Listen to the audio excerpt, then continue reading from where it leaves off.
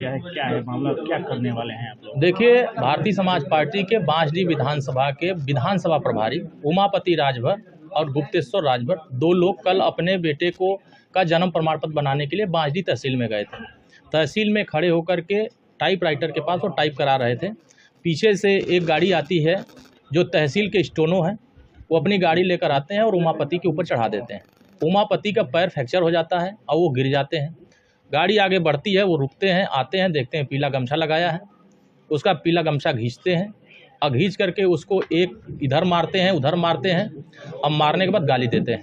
गाली देने के बाद वो फ़ोन करते हैं बांसडीह के दरोगा को। वहाँ से बांसडीह के दरोगा रंजीत विश्वकर्मा हैं और एक सिपाही आते हैं जिनका नाम है शैलेश शर्मा। ये आते हैं और उमापति राजभर को गाली देते हुए मारने लगते हैं, भद्दी भद्दी गाली देते हैं और उसके बाद इनका गमछा खींच करके उसी से लपेट करके इनको गाड़ी में बैठाते हैं और लेकर थाने में जाते हैं। वहाँ थाने में मारते हैं, गाली देते हैं, उनको बुरी तरह घायल कर देते हैं और वो दुहाई दे रहे हैं कि हमको छोड़ दीजिए साहब, हमारी कोई गलती नहीं है। निर्दोष को पीट करके आप इस तरह से जख्म देंगे तो ये भारतीय समाज पार्टी के कार्यकर्ता बर्दाश्त नहीं करेंगे। वहाँ से उन्होंने फ़ोन किया माननीय ओम प्रकाश राजभर जी को। यहाँ तुरंत सभी संगठन के नेताओं को सूचना दिया गया इस तरह की घटना ही। बाकी कार्यकर्ता वहाँ मौके पहुँचे, दरोगा से बात कर रहे थे। दरोगा पूरा रुबाब दिखा रहे थे कि हमारा कोई कुछ नहीं कर सकता है, मैं हूँ, जो चाहूँगा वही करूँगा, जिसको चाहूँगा उसको पीटूँगा। ये इस तरह का लैंग्वेज करते हुए कार्यकर्ताओं को धमकी देने लगे कि यहाँ और लोग आएंगे तो हम सबको बंद करेंगे। तो वहाँ के कार्यकर्ताओं ने फैसला किया कि माननीय ओम प्रकाश राजभर जी तक सूचना पहुँचे कि बांसडीह के दरोगा जो रंजीत विश्वकर्मा है और शैलेश सिपाही है और स्टोनो साहब है, हम लोगों ने तय किया है जब तक ये तीनों लोग सस्पेंड न हो जाए और इनको घर वापस न पहुंचा दिया जाए तब तक इंतजार करेंगे। 7 तारीख को भारतीय समाज पार्टी पूरे बलिया संगठन के लोग बांसडीह थाने घेराव करेंगे, जिसमें नेतृत्व माननीय ओम प्रकाश राजभर जी खुद करेंगे। वो खुद आएंगे और इस बांसडीह के दरोगा को एहसास कराएंगे कि ये बलिया में अगर हमारे कार्यकर्ताओं के साथ अन्याय किए हो, निर्दोष के साथ अन्याय किए हो, तो तुम इस थाने पर रहने लायक नहीं हो। हजारों लोगों को लेकर के थाने पर जाने का काम करेंगे।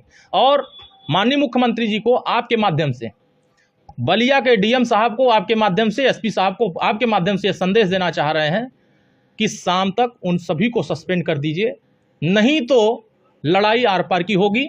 हम कार्यकर्ताओं के सम्मान से कभी भी खिलवाड़ नहीं होने देंगे। कार्यकर्ताओं पर आँच आएगा तो हम बर्दाश्त नहीं करेंगे। ऐसे अधिकारी जो चश्मा लगाए हुए हैं दूसरे दलों का, उनके चश्मे को उतार करके हम उनको वापस लौटाने का काम करेंगे, क्योंकि ये पीला गमछा हमारा सम्मान है।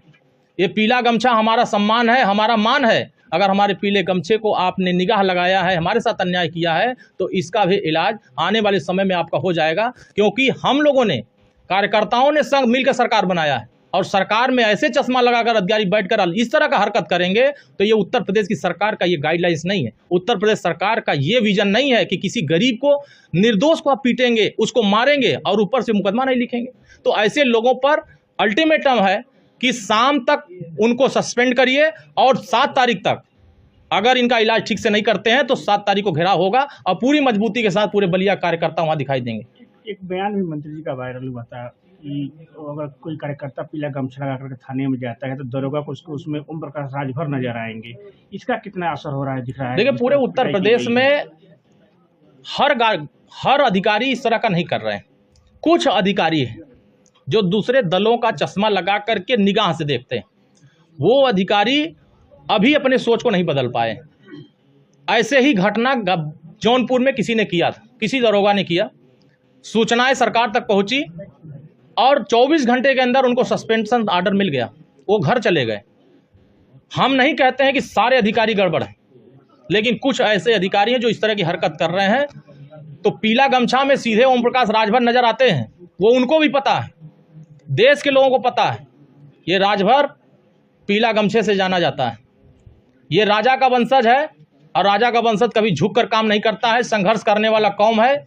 हम लड़ करके इस देश से मुगलों को भगाए हैं, विदेशी आक्रांताओं को भगाए हैं, तो हम लड़ करके ऐसे जुल्म करने वाले अधिकारी को भी भगा कर दिखाएंगे।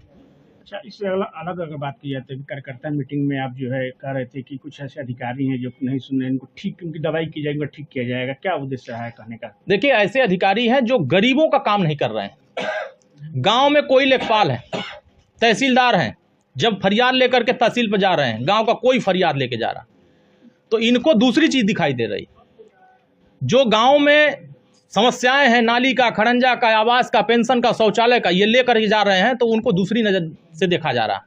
हमारी सरकार का ये मानना नहीं है कि आप गरीबों के साथ अन्याय करिए। गरीबों को इंसाफ देने के लिए सरकार बनी, और गरीबों के साथ जो भी अधिकारी गलत कर रहे हैं, ऐसे लोगों की हमने कार्यकर्ताओं से कह दिया लिस्ट बना लो, ये माननीय मुख्यमंत्री तक पहुंचा दिया जाएगा कि देखिए ये गलत कर रहे हैं अधिकारी, ऐसे अधिकारियों पर कार्रवाई करिए।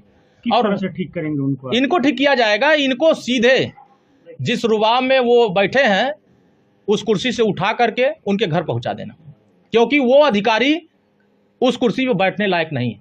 जनता की सेवा के लिए बैठाए गए हैं, जनता के पैसे पर बैठे हैं, जनता के लिए बैठे हैं। जनता का काम नहीं करेंगे तो फिर उस कुर्सी पर क्या करेंगे? तो ऐसे लोगों को उस कुर्सी पर रहने का कोई अधिकार नहीं है। भारतीय समाज पार्टी गरीबों के लिए काम करती है, वंचितों के लिए काम करती है, उपेक्षित वर्गों के लिए काम करती है। और कहीं उपेक्षित वर्गों का शिकायत आएगा तो हमारा काम है उसको दूर करना, हमारा काम है अधिकारियों तक पहुंचाना। अगर अधिकारी काम नहीं करते हैं तो ऐसे अधिकारियों के भी खिलाफ सरकार कार्रवाई करने के लिए बाध्य है। लेकिन हम संदेश आपके माध्यम से दे रहे हैं कि वो अधिकारी सचेत हो जाएं जो अधिकारी पीले गमछे से बहुत ज़्यादा तकलीफ में है, जो पीले गमछों को देख करके उनका जो गर्मी है वो बढ़ जा रहा है, उनकी जो नशा है वो चढ़ जा रहा है। तो उनका नशा इस पीले गमछे के एक दिन सरकार बना करके इनका नशा हम उतारेंगे। हम लोग जिस काम के लिए कर रहे हैं, संगठन सरकार बनाता है, और संगठन के कार्यकर्ताओं, किसी हमारे एनडीए के किसी कार्यकर्ता के साथ कहीं भी कोई अन्याय अत्याचार होता है तो हमारी सरकार की जिम्मेदारी है कि उस कार्यकर्ता के साथ खड़ा हूँ, क्योंकि सरकार कार्यकर्ताओं ने मिलकर बनाया है। तो कार्यकर्ताओं के साथ अन्याय वो अधिकारी कर रहे हैं जो घूसखोर हैं, जो भ्रष्ट हैं, जो पैसे के लिए काम करते हैं, जनता के लिए नहीं करते हैं। उनको पैसा दीजिए, काम करेंगे। तो ऐसे लोगों का सूची हम कह दिए बनाओ, मुख्यमंत्री जी तक ये बात पहुंचे और आपके चैनल के माध्यम से पहुंचे, ताकि वो सूची पर कार्रवाई हो, तब पता चले कि